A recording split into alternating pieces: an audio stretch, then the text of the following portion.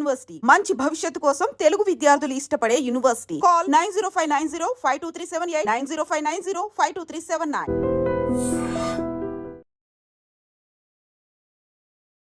So ladies and gentlemen, welcome to iDream media. నేను Priyadarshan. So ఈరోజు చాలా గ్రాండియర్గా వార్ 2 ట్రైలర్ కోసం చాలామంది వెయిట్ చేశారు. అయితే ఫైనల్లీ రిలీజ్ అయింది. సో వార్ 2 టీజర్ టైంలో కొంతమంది కొన్ని కంప్లైంట్స్ చేశారు. అంటే మన ఎన్టీఆర్ తేలిపోయాడు, లేదు కొంతమంది ఎన్టీఆర్ పాత్ర తగ్గించేస్తున్నారు, కావాలని నార్త్ వాళ్ళు తొక్కేస్తున్నారు, ఇలాంటి కమెంట్స్ కూడా, నెగిటివ్ కమెంట్స్ కూడా విన్నాం. బట్ ఇప్పుడు వచ్చేసరికి మాత్రం ట్రైలర్లో పోటాపోటీగా ఉన్నారు. ఒకవైపు హృతిక్ ఎంతసేపు ఉన్నారో డ్యూరేషన్, సేమ్ స్క్రీన్ టైం మన ఎన్టీఆర్ కూడా దక్కిందనమాట. సో దాని గురించి కొంచెం డీటెయిల్గా మాట్లాడుకుందాం. నాతో పాటు film critic and reviewer Srinivas గారు ఉన్నారు, మాట్లాడదాం. హాయ్ అండి, ఎలా ఉన్నారు? హలో అండి. యా, సో వార్ 2 ట్రైలర్ చూసారు కదా. సో ఏంటి టీజర్కి ట్రైలర్కి అంటే మీకు అంచనాల్లో ఎంత మార్పు వచ్చింది? ఎక్స్పెక్ట్ చేసినట్టయితే ట్రైలర్ లేదు. ఇప్పుడు యష్ రాజ్ ఫిల్మ్స్ నుంచి ఒక యాక్షన్ సినిమా వస్తుందంటే వాళ్ళ ప్రీవియస్ ఫిల్మోగ్రఫీ చూస్తే ఒక్కొక్క ట్రైలర్ ఒక అద్భుతం.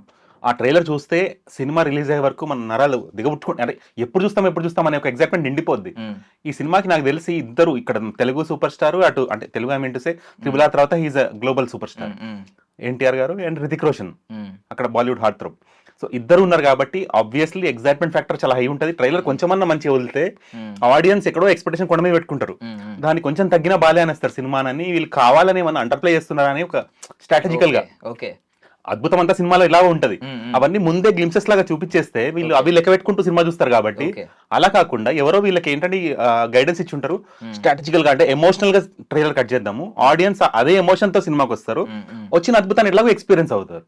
సో అలా అనిపిస్తుంది. సో ప్రీవియస్ స్టోరీస్ లో చూసుకుంటే మీకు థీమ్ క్లియర్ గా ఎలివేట్ చేసేవారు కాదు. అంటే సంథింగ్ ఒక రాలో పనిచేసే వాళ్ళు, లేదంటే ఇలా దీనిలో పనిచేసే వాళ్ళు వాళ్ళతో ఫైట్ చేస్తూ ఉంటారు, పాకిస్తాన్ కానీ ఇలా ఐఎస్ఐ వాళ్ళతో కానీ ఇలా చూపించేవారు అంతే. మీకు ఇక్కడ ఏంటంటే థీమ్ ఎవరి కాళ్ళకు పర్సనల్లీ, అంటే హృతిక్ రోషన్ క్యారెక్టర్ ఏంటి, ఎన్టీఆర్ క్యారెక్టర్ ఏంటి అని చెప్పి దట్టు ఏంటంటే ఈక్వల్ గా ఒకరి తర్వాత ఒకరికి స్క్రీన్ స్పేస్ ఇచ్చారు. అంటే ఏంటి, తెలుగు వాళ్ళు ఏమి కొంచెం మన మీద నెగిటివ్గా చూడకూడదు, ఎన్టీఆర్ కూడా ఈక్వల్ స్పేస్ ఉంటుంది అనే ప్రామినెంట్ అనే సూచనగా రిలీజ్ చేశారంటారా అలాగా ట్రైలర్ కట్? ఇది మనం ట్రైలర్ కంటే సినిమా చూసి లెక్క పెట్టుకుంటే బాగుంటది. సినిమాలో గనక అటు ఎన్టీఆర్ గారి స్క్రీన్ స్పేస్ తగ్గిన, ఇంపార్టెన్స్ తగ్గిన, వాళ్ళు ఊహిస్తారో లేదా పెద్ద పెద్ద గొడవలు అయితే అది పొరపాటున ఆ రిస్క్ తీసుకోరు.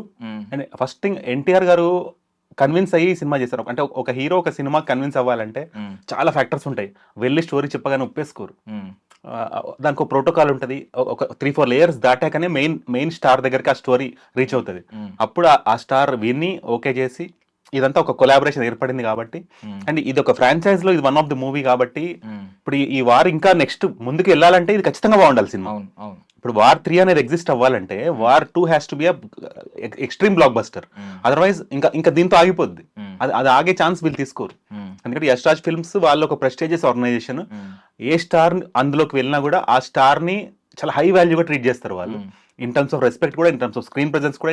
అంటే ఎవ్రీ యష్ రాజ్ ఫిల్మ్ చూడండి మీరు, hero importance is equal to villain importance. కొన్నిసార్లు విలన్ కి ఓవర్ ఇంపార్టెన్స్ కూడా ఉంటుంది, మోర్ దాన్ హీరో. కొన్నిసార్లు హీరో డమ్మీ చేసి మరీ విలన్ కి ఎక్కువ హైప్ వస్తుంది. ఇప్పుడు మీరు డర్ సినిమా తీసుకోండి, యష్ రాజ్ గారు తీసింది.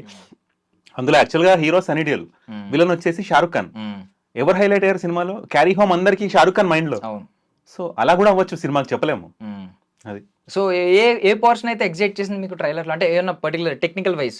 అంటే ఎక్స్పెక్టేషన్ కి టోటలీ ఆపోజిట్ ఉంది మొత్తం. అంటే ఐ ఎక్స్పెక్టెడ్ అంటే సర్ప్రైజ్ ఎలిమెంట్స్ ఏమన్నా చూపిస్తారు, అవి మనకి హుక్ చేసేస్తాయి. ఆ హుక్ పాయింట్ మనకి సినిమా దాకా మనం వెయిటింగ్ అనేది ఉండింది నాకు. అంటే అలా ఎక్స్పెక్ట్ చేశాను నేను, కానీ ఇది అలా కట్ చేయలేదు. యాక్చువల్లీ టోటలీ అందర్ ఎక్స్పెక్టేషన్ కి కూడా రివర్స్ గా, టోటలీ ఎమోషనల్ గా, సాఫ్ట్ అండ్ సోబర్ గా, సైలెంట్ గా, ఆల్మోస్ట్ ఎక్స్ప్లెనేషన్ తో, నరేషన్ తో, డైలాగ్స్ తో అలా ఎప్పుడు ఒక ట్రైలర్ లేదు. అంటే ఒక ఇంగ్లీష్ మూవీ ప్యాటర్న్ తీసుకున్నారు. ఓకే, సో నార్మల్ గా యష్ రాజ్ ఫిల్మ్స్ నుంచి మనం క్యామియోస్ ఎక్కువ ఎక్స్పెక్ట్ చేస్తూ ఉంటాం, ఎవరొకరు డిఫరెంట్. ఇందులో ఎవరు క్యామియోస్ ఎక్స్పెక్ట్ చేయొచ్చు అంటారు? ఇద్దరు ఉన్నారులే సూపర్ స్టార్స్, ఇంకో క్యామియో ఉంటుందా లేదా చూడాలి. అంటే బేసికల్లీ ఉంటే ఇంకా అసలు ఎక్కడికో వెళ్ళిపోద్ది ఎగ్జైట్మెంట్. మన తెలుగు వాళ్ళ నుంచి ఎవరినన్నా క్యామియో ఎక్స్పెక్ట్ చేయొచ్చు అంటారా? మీ అంచనా ఇదంతా మరి సర్ప్రైజ్ గా ఉంచుతున్నారు. మీరు చెప్తే నాకే అనిపిస్తుంది ఉంటే బాగుంటది. అంటే ఇప్పటి వరకు మనం బాలీవుడ్ కాన్స్ ని చూసాం, వాళ్ళిద్దరిని వాళ్ళు ఎక్కడో ఒక స్టక్ అయినప్పుడు ఒక హెల్ప్ అనేది రావడము అనేది బాగుంది. మీరు అన్నట్టు ఎవరన్నా వస్తే సూపర్ ఉంటుంది. సూపర్ ఉంటుంది. బాలకృష్ణ గారు వస్తే ఇంకా అదిరిపోద్ది. ఓకే. సో ఎలాంటి ఎక్స్పెక్టేషన్స్ పెట్టుకుంటే బెటర్ అంటారు ఆడియన్స్? బికాజ్ అంటే మనం ఓవర్ ఎక్స్పెక్టేషన్స్ పెట్టుకుని వెళ్ళి డిసప్పాయింట్ అవడం కంటే అవును, మనం కరెక్ట్గా ముందుగానే మైండ్ని గైడ్ చేస్తే ప్రాపర్ అవుట్పుట్ మనకి దక్కుద్ది. అంటే ఎలాంటి వాళ్ళకి క్యాటర్ చేస్తుంది అనేది కూడా కరెక్ట్గా తెలుసుకోవాలి. సో మీ ఇన్పుట్ జనరల్గా బాలీవుడ్ వాళ్ళు ట్రైలర్ కట్లో అంత మన సౌత్ నుంచి వచ్చే మూవీస్ ట్రైలర్స్ సినిమా ఎలా ఉన్నా సినిమాకి ఫస్ట్ పరిగెత్తిస్తాయి ట్రైలర్. ఈ బాలీవుడ్ వాళ్ళు ఇంకా కొంచెం ఇంకా అది ఇంకా పట్టుకోలేదు, ఆ ట్రైలర్ పట్టుకోలేదు అనిపిస్తుంది. సో కొన్ని ట్రైలర్స్ ఎలా చేస్తారంటే వాళ్ళు మొత్తం సినిమా అర్థమైపోద్ది ఆడియన్స్ కి, జస్ట్ ఎక్స్పీరియన్స్ కోసం వెళ్ళాలి. ఇందులో మళ్ళీ ఇంకో క్లెవర్ మూవీ ఏంటంటే ఆ ట్రైలర్ చూస్తే మీరు సినిమా చెప్పలేరు ఏంటి అని, సినిమా స్టోరీ ఏంటి, వీళ్ళిద్దరి మధ్యలో కాన్ఫ్లిక్ట్ ఏంటి ఏం అర్థం కావట్లేదు. ఇద్దరిని ఈక్వల్ గా చూపిస్తున్నారు. అసలు మరి ఇద్దరి మధ్యలో గొడవ ఎందుకు వచ్చింది, ఇద్దరి మధ్యలో ఫైట్ ఎందుకు అవుతుంది, ఆ పాయింట్స్ ఎక్కడ కూడా ఇంకా మన గెస్ గేమ్ వదిలేశారు. అది ఇంకా మీరు ఊహించినది ఊహించుకోండి, లేదంటే సినిమా చూడండి వచ్చి అని. కరెక్ట్. సో ఇప్పుడు ఇద్దరు అటువైపు కూలీ కూడా వస్తుంది. మన సౌత్ చూసుకుందాం, అంటే నార్త్ పక్కన పెడితే మన సౌత్ రీజన్ లో కూలీ అనేది పక్కా మాస్ ఎంటర్టైనర్. సో ఈ రెండింటి మధ్య ఎలా ఉండబోతుంది అంటారు? ఫస్ట్ ప్రయారిటీ వార్ కదండి. ఇప్పుడు ఎన్టీఆర్ గారు గ్లోబల్ స్టార్ ఉన్నప్పుడు first priority always goes for youthful movie. Youngsters ఉన్నారు సినిమాలో. Hrithik Roshan is a youngster, NTR is a youngster. ఇప్పుడు ఇందులో చూస్తే రజనీకాంత్ గారు, నాగార్జున గారు, they don't count in youngsters. అలా అనుకుంటున్నారు. Yeah. Okay. Thank you so much అండి. Thank you.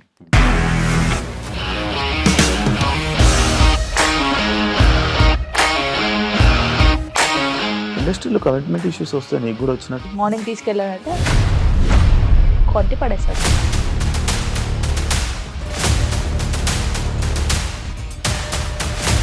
ఒక్కళ్ళు కూడా చూడలేదు ఈ సినిమా అని చెప్పడానికి కూడా చాలా ధైర్యం కావాలి. అది నిజం కదా, దాంట్లో ధైర్యం ఏంటి? ఇది నెక్స్ట్ డే ప్లేట్ మార్చేస్తే తప్పు కదా. As of now we are comfortable this అని నేను అనుకుంటున్నాను. రష్మిక గారిది మీది ఒకే ఊరు అంట కదా?